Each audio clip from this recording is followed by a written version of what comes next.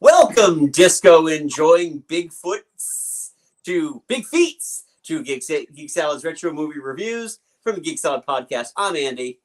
Mike. And tonight we complete. I'm going to introduce her in a second. Give me a second. I know what I'm doing. Yeah, Mike, I've been doing this for 14 years. I know what I'm doing. So anyway, we are completing our one-on-one trade for movies that we had not seen that the other demanded that we must see. Last week, Mike watched Pulp Fiction. Yeah. This week, Mike gets not one, but two people who are going to give their impression of Mike's pick of 1995's A Goofy Movie. Yes. With my daughter, Scarlett. Hello. Because if we get, I felt who better to get their base impressions of a high schooler like Max than an actual high schooler. I have some thoughts. She has I'm thoughts. sure you do. We watched it together. It was the first time for both of us watching it. I tried very hard not to go into tracks mode. I told her that's not how we review. She's I learning. appreciate that. So, my first question for you, Mike, because obviously I just admitted Scarlett and I haven't seen this. We never saw it before this week. Right. When was your first time watching a Goofy movie? I do believe I saw this one in theaters. Did you? Yep. Interesting. Okay. Still a teenager, so I can understand that. Yeah. And I was a fan of the show, so. Okay. And all right. What I did like is that you didn't need to have seen the show in order to get this movie. Right. And I was going to ask you that about how, because I never, grown ass man when this movie came out. Right. So, and she didn't see it because it's just, there's tons of content to watch on TV now. It's like, not like when we were kids or even when I was a grown ass man, in 1995 when this movie came out, where I never watched Goof Troop, so I had no idea if it really it was necessary. And as I was watching it, I could kind of I knew the base character things. I texted you a few times about how just god awful of a friend Pete is, but well, I mean, it's Pete. Pete's been a bad friend ever since he was introduced in the cartoons. That's in true. 1929 was. Yeah, no, he also appeared in Steamboat Willie, but he was more Mickey's. Yeah, that was 1928. 28. Okay. 28. Yeah, I always remember because every year that we do a Disney thing, it's on the back end of their celebration. So Mickey's 90th, we went for the back end of that. Disney's Disney World's 50th. We went on the back end of that. And I expect to go when Mickey turns 100. Yes. Yeah, that's fair. It's fair. It's fair. She'll be getting out of college by then. So, yeah. But yeah, no, I was curious about that because, Pete is one of Mickey's antagonists. He wasn't much of Goofy's antagonist. Now, Another question I have is that Pete and Goofy work at the same place and essentially do the same job. Is that correct? In the movie, yeah. I think in the show, I thought that Pete had a different job. Okay. I think this was Goofy's job in the show. It's been a while since I've watched it. I do know that Goofy was a single parent. Pete actually had a wife and a daughter. Yeah. And I texted you when you were watching us in the show. Pete's mother. Pete's wife has no tolerance for his shenanigans, and she lets him do it. Right, exactly. It was kind of curious that she was removed from it. Other than it's, this movie is strictly a dads and sons adventure. The reason I was asking was primarily because it seems like Pete has tons of expendable cash, tons of it. Because he's always on the cutting edge. I'm like, they do the same job. I mean, even in 1995, I don't think a mall photographer would make enough to own a home. I'm pretty sure that Pete's supposed to be higher ranked. Yeah. His manager? Yeah, like Goofy's boss or something. That would explain a lot. Yeah. Maybe he gets paid just for putting up with Goofy. still, that is a really, really nice RV. Oh, that yeah. was an amazing RV. No, I don't know if you ever say, and I will. All right, folks, full disclosure, I will be referring to the Paul Rudish cartoons a lot in this. But did you watch the camping, the Mickey Mouse camping one where they're like, "This is real camping," and then Goofy and Donald get like the super nice RV with all the amenities and nice and cushy. Meanwhile, Mickey's struggling to cook a sausage. Yeah. Photograph bear. Paul Rudish, 10 out of 10 would recommend. Yeah. Yeah. Well, I mean, that is kind of a flashback to the old, there was an old Mickey, Donald, and Goofy cartoon where they were on because they were in a camper and Goofy was driving and then Goofy lost them and they eventually caught them. Right. So, yeah. So again, this was our first time watching this. All right. Straight up. It wasn't as childish as I was expecting. I never watched Goof Troop, so I was coming in blind. I have never been the biggest Goofy fan. I like him. He is not my absolute favorite. I do not have a favorite. But I was like, I agreed with my father on the fact that there is just too much Goofy. Goofy is just perfect for the shorts. He should not have gotten his own movie. That movie should not have gotten a sequel in which Max goes to college, and I will touch on that later. I agree about the sequel. No, I have stayed very, very clear of the sequels. It's awful. Yeah. But we're not here to talk about that right now. Oh, please do not. One of the kittens is like on the prowl right now, and he's about ready to climb on my Lego Millennium Falcon. Watch out, Oswald. Yeah, Oswald's over here. Oswald's safe and sound. Yeah, for now. Yeah, no, I was the same way. I'm like, this is, and it was like halfway through, and I'm just like, this feels like there's too much Goofy. Again, I didn't watch Goof Troop, so I don't know if you just have to kind of ease into too much Goofy. But when we look at like the how-to shorts, we look at the Paul Rudish shorts. Goofy is a big component of those, but it's for nice, tight 7-minute segments, and it works really, really well. The voice doesn't annoy me all that much. I love what they do with the new cartoons with the Goofy voice. I think it's the same guy though. Yeah, I think it is. I think it is. I have no problem with the voice. But when you think about like the how-to, how to winter sports, how to box, how to get in shape, how to quit smoking. They don't speak. He doesn't speak, no. And when he does, it's an almost humanized voice. I actually watched, like, while I was watching a Goofy movie, I paused it when he was doing the perfect cast. Yep. And I pulled up and I played the How to Fish Goofy. Yes. To see if they did a casting thing in it. I was seeing the same thing. It wasn't. He didn't go. He didn't go casting thing. He just goes like back and back and back, and it screws up. Yeah. So. I felt like between that and fantastic. Yeah, there's knocked over Spider Plant. We'll pick that up later. Yeah. The thing with Max is, and part of the reason why I brought Scarlett into this is Max is a hard character to like. Period. He's a tough character to like. Can I? Go. Yeah, go. Okay. So. You do that. I'm going to clean up this mess these cats made. So, Max is meant to be a freshman, and I have just started my freshman year. So, I have some thoughts.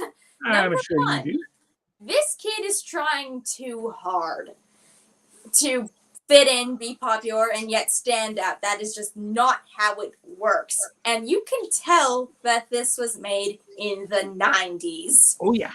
Like, the way he dresses, the way he talks, the way he interacts with his crush, which, by the way, extended extra. She is on the cover, and yet she has, like, 5 minutes of screen time tops. Yeah. Second, this guy is just too much of a jerk towards Goofy. Like, Goofy is trying to be a good dad, bless him.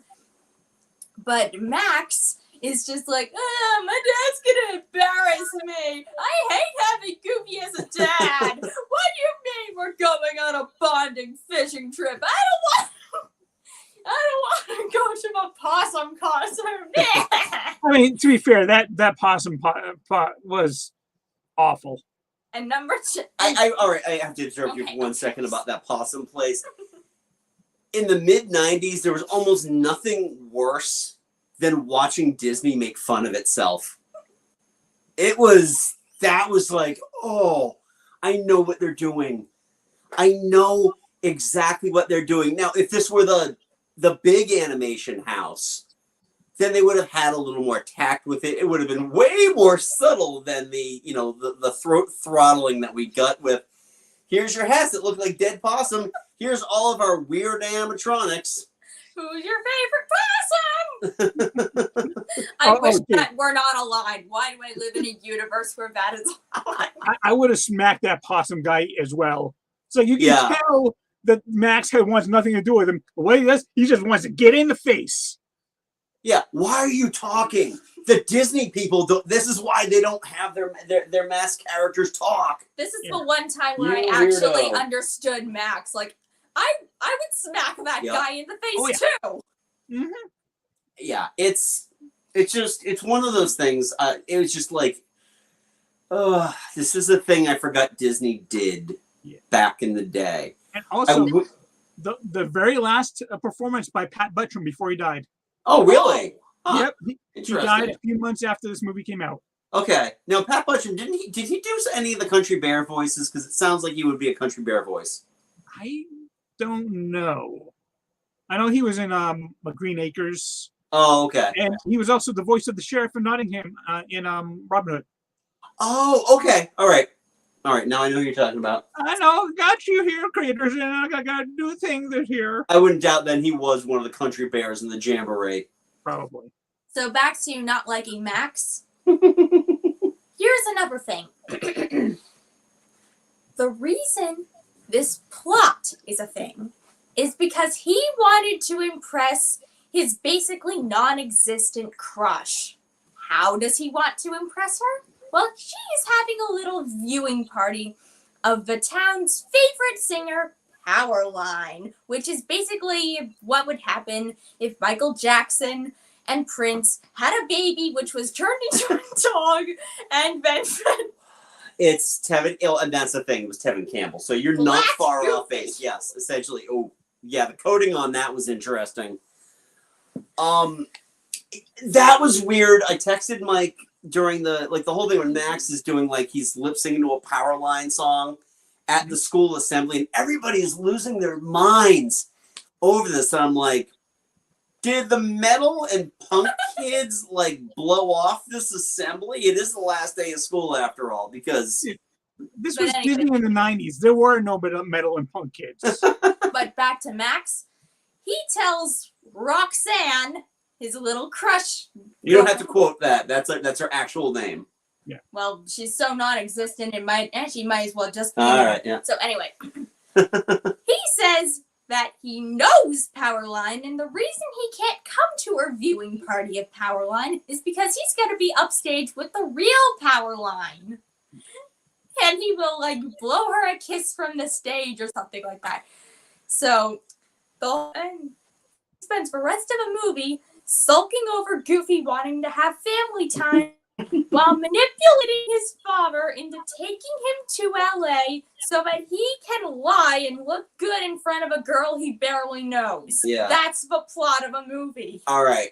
I'll counter that. I'll counter that in Mike's defense. So would I, too, but you don't have much of a movie if that's not the plot. I mean, I don't want to say it's a well-worn plot. It's a threadbare plot because it happens a lot. The teenager not only tells this egregious lie, but then they have to spend the entire time trying to make up for that, and then they admit the truth, and nobody's angry with them. It's like, oh, you told the truth. That's all that matters. Max gets his way.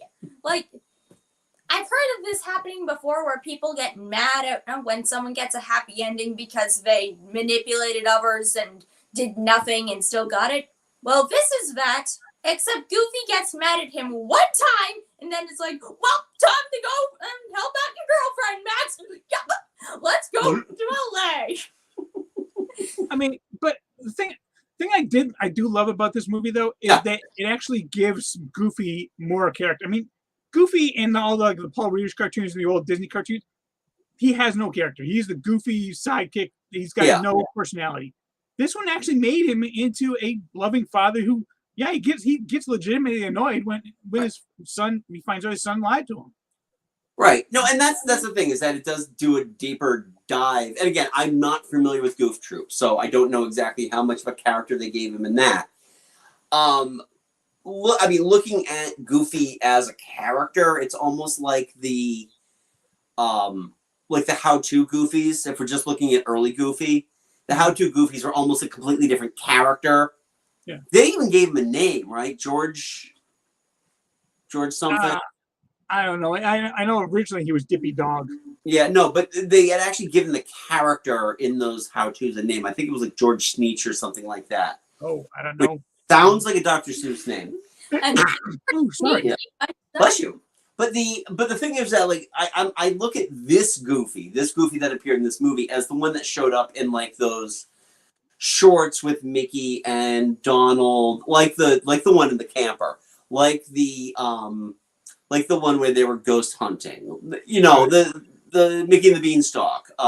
Those things. You know, when they're slicing a bean like paper thin because they're all hungry, and nobody just thought there's a duck sitting right at our table.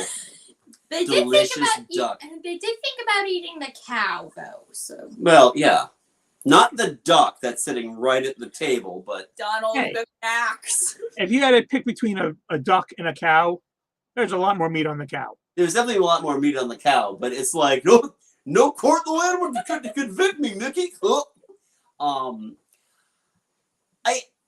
It's weird because I really feel like this movie was, and I looked at the dates, I was convinced this movie had to have had at least a year's delay.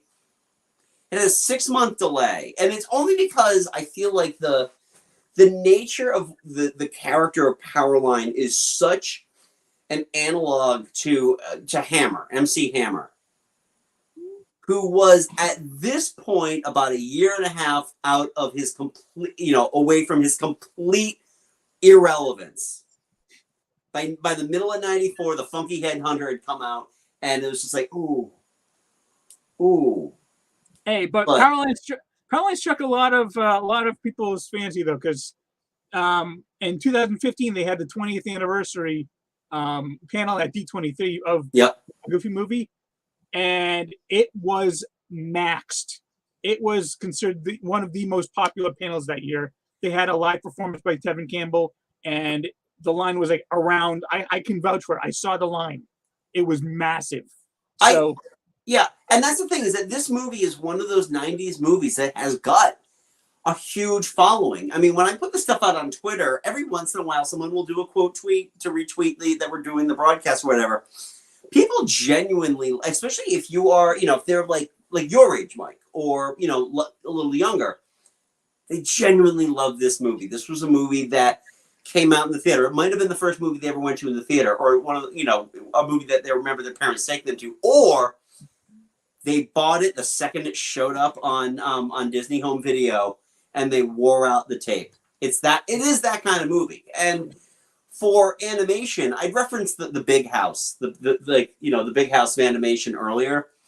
I got to admit, for the TV people, the animation in this movie, and you'll agree with me. Yeah, I do. It's actually really good. I mean, it's not the big studio. It's not Beauty and the Beast. It's not Hunchback of Notre Dame. Point is, it's good. It isn't perfect, but it is good. It's not those crappy Aladdin sequels bad. Oh, no.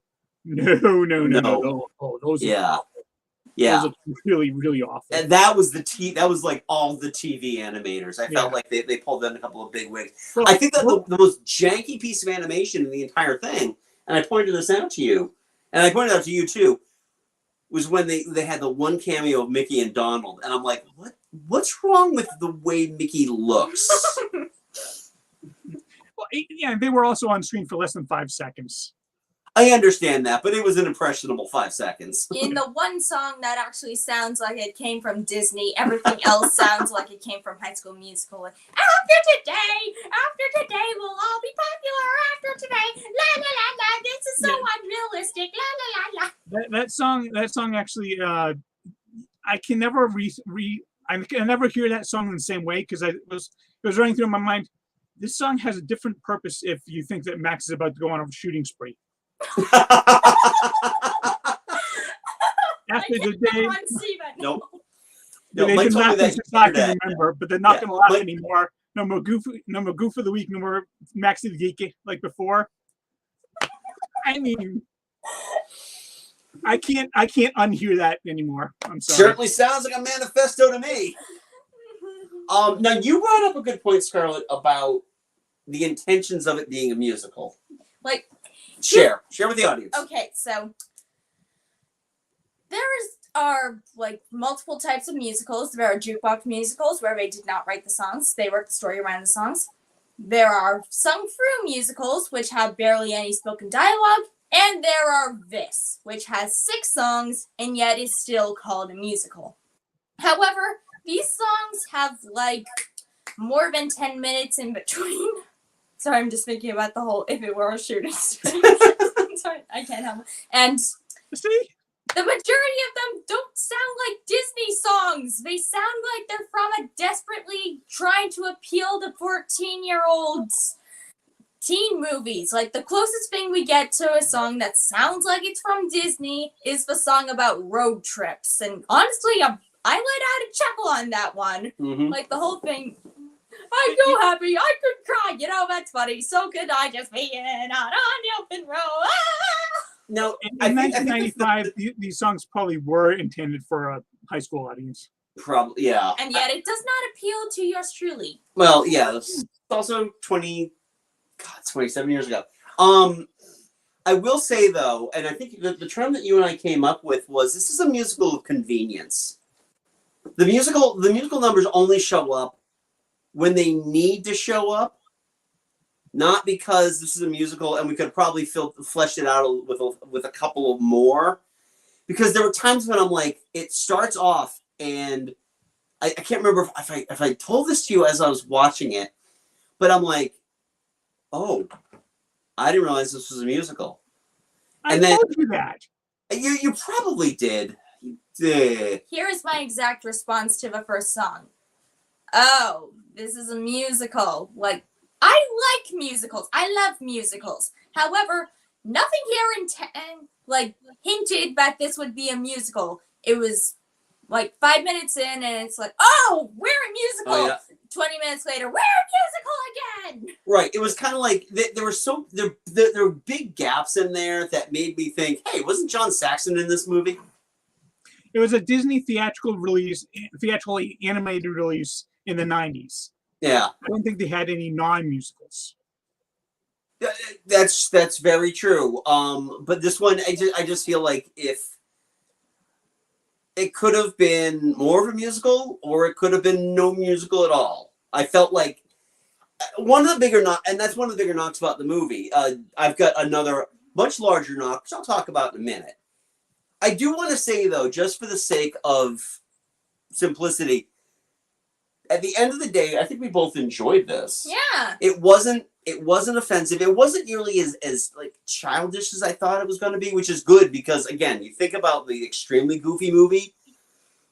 Golly, Max is going to college, and I just lost my job. I'll follow him to college, and he'll skateboard and eat spray cheese, and this is nothing like real life. What are the lessons I learned in the first movie? Oh, well, they're gone.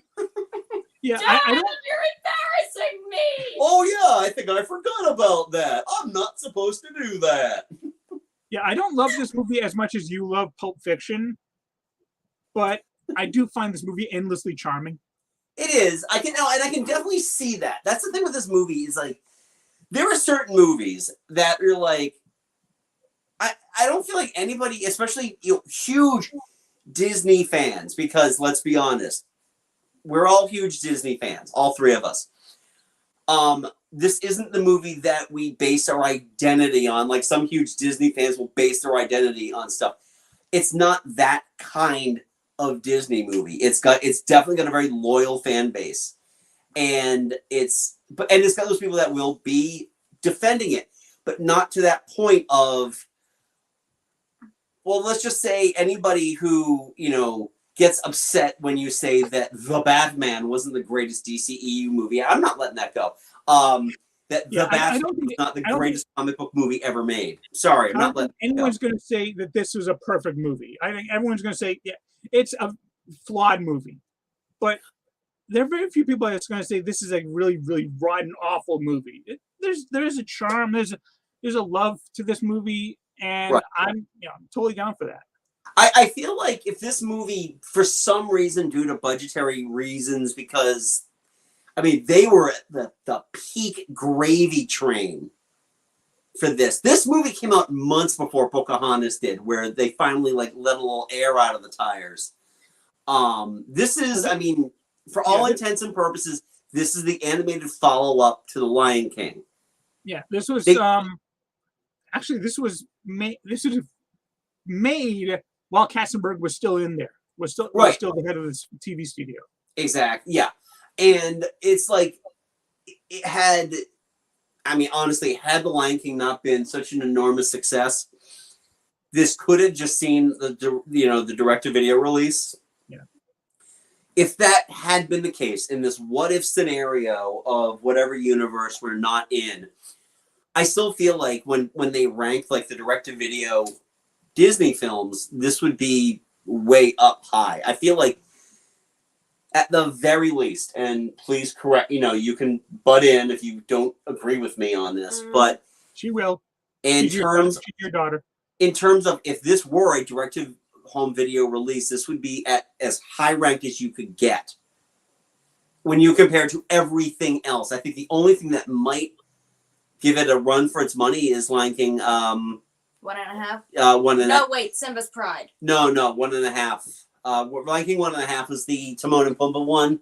Yeah, like the good one. I've still never seen it. I've never seen any I've of heard those good. I've honestly heard good things about it. I've never seen any of the Lion King sequels. I haven't either. Maybe it's best if it stays that way.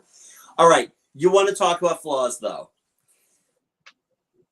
I feel like if you decide that you want to put Pauly Shore in your movie, then don't expect that you are going to have that peak rated fresh on Rotten Tomatoes. Hold on, look. Who did he play? He played, what was the character's name? Huh? Bobby. All right, it's the Lang Shower Jesus. To be fair, though, you say Roxanne had a small part. Bobby had a smaller part. The difference is Bobby wasn't on the front. Yeah, Bobby. No, because Bobby's character wasn't important. Roxanne's character was important. She wasn't in the movie much, but she was an important part of it. Weird to say, because it was the crazy 90s, that Pauly Shore is also the biggest name in this movie.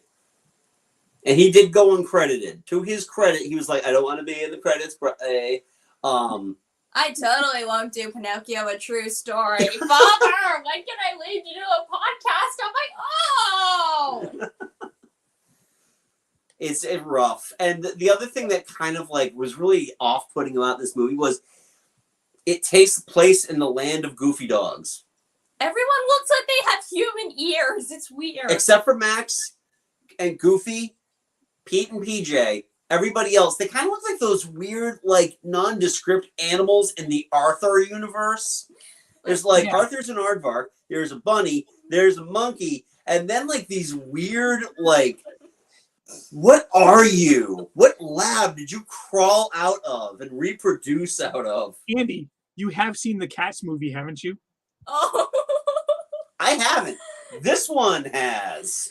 Okay. That's the kind of dog universe that is a Goofy movie. Well, now we know what Mango Jerry and Rumpelteacher were hiding from us. We created It's release the cat butt cut. Huh? Release the butthole cut. Yep. Yeah, they got to release that butthole cut. Now it's available on Riff Tracks. So, I mean, overall, thank you, Mike, for letting us do most of the talking on this. But it was an enjoyable experience. It's something that I know you and Todd have been challenging me to watch for a long time. It wasn't an hour and a half. I'm not going to get back. I enjoyed what I saw. Yeah.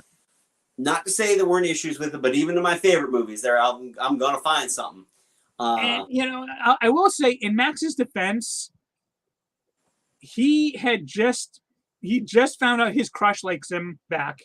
This is his very first love, and his father kind of ruined that for him. So I can, in his defense, I'm not saying that he was completely justified in everything he did. He was quite a bit of a jerk for a lot of this movie, but I do understand a little bit where he's coming from, and I did like when, after Goofy made him the navigator, he started first off they did all of the stuff that Max wanted.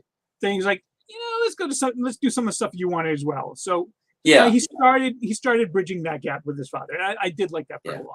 I thought that was just to throw Goof off the scent. Nah, it was genuine. It's not a good dog then. Bad dog, no biscuits. No visits from Roxanne. Shield him. Also, there's an opening scene that I found to be a little weird. I had to hold back from making specific jokes in which Max sees Roxanne wearing the Marilyn Monroe white dress. And they are having in the dream. And then he suddenly starts turning into a giant version of Goofy. Yeah. It was his inner fears. It was. And that's the thing. Teenagers have weird dreams like that. At least I think they do. I don't know.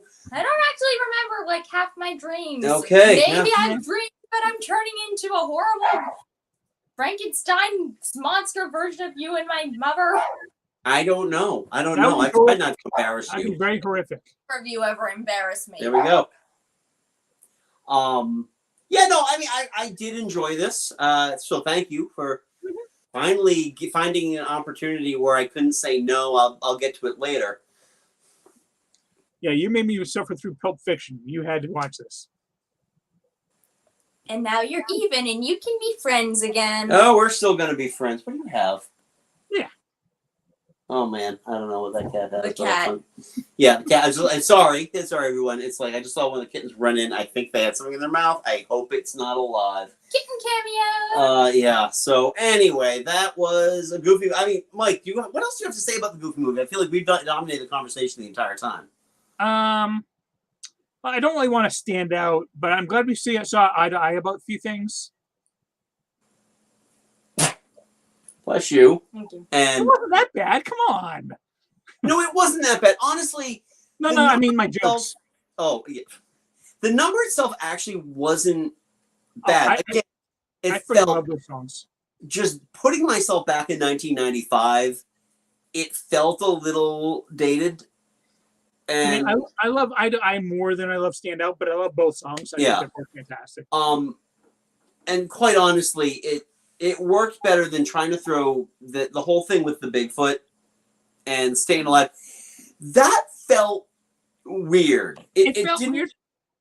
I know it's done for comedic effect, but much like those Police Academy movies, I didn't hear anybody laughing.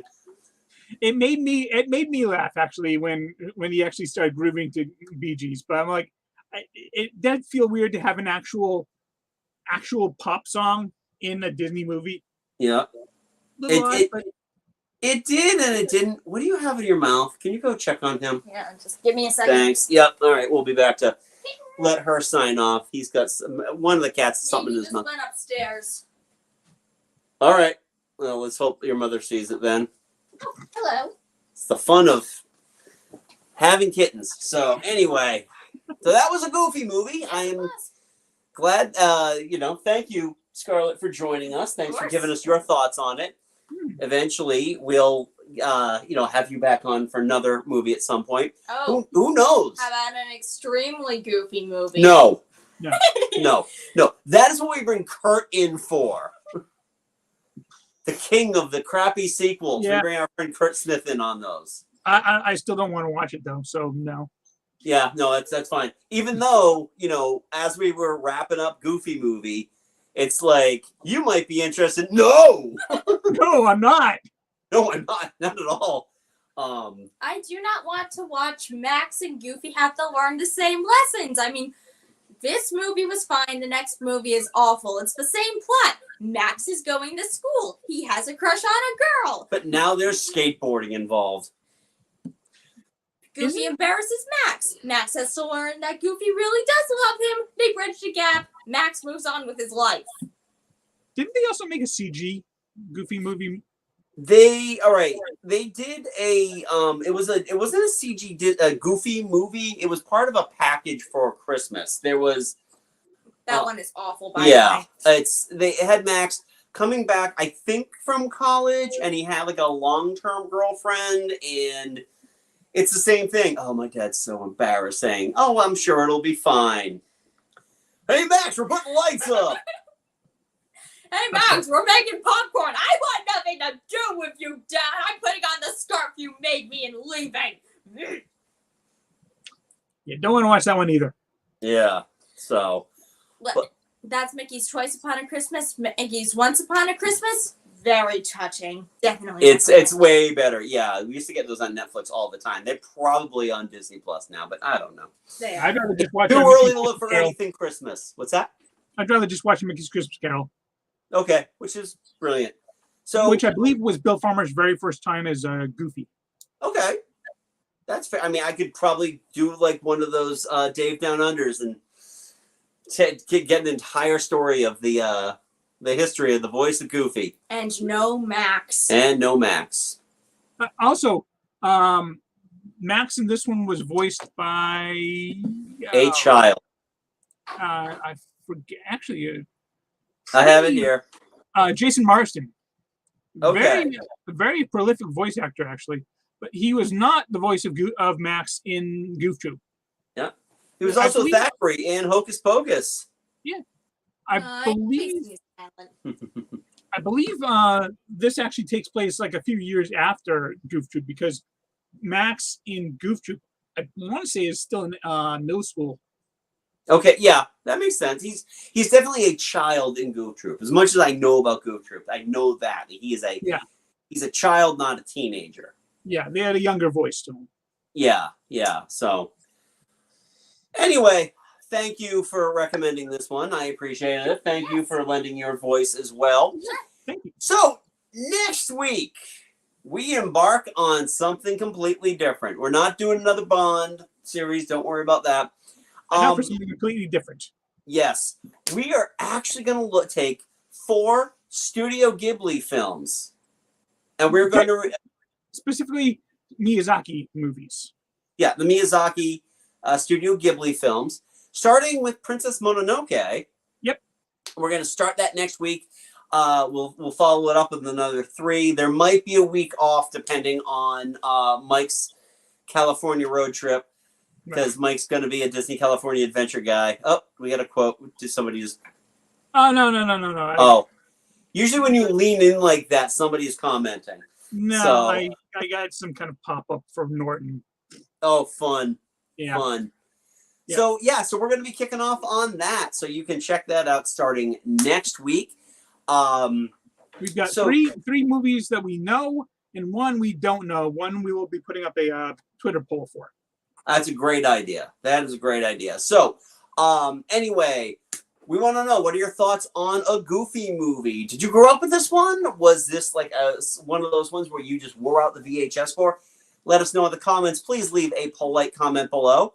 If you're new to the channel, welcome. We do this every week, so you can check out all of our retro movie reviews. There's a full playlist, but you can just look for anything. We've been doing this for about 4 years now, so we've got a lot of videos that we've done. So you can check that out there. Don't forget to give us a like and to subscribe. Also, Mike and I host a little podcast called Geek Salad. You can get that wherever you get your podcast. Stitcher, Spotify, iTunes, Google Podcasts. We're there for all that. Download those. Share them with your friends. We love the downloads. You can check out our latest episode where we talk about non-Marvel and DC movies, which it was a lot of fun. Mm-hmm. And that's kind of technically a two-parter. We had a little small episode kind of kick us off with the TV, not based on DC and Marvel. So you can check that out. If you want to follow us on the social medias, we are on Twitter at Geek Salad Radio and on Facebook at Geek Salad Podcast. Also, you can check out our TeePublic store, which is keyword Geek Salad Podcast for any t-shirts, mugs, whatever you want. So, Scarlett, thank you for joining us. Thank you for having me. Awesome. Thank you. First time on the show. Yes. Congratulations. And until next time, I'm Andy. I'm Mike. Go forth and be nerdful. Talk to you later.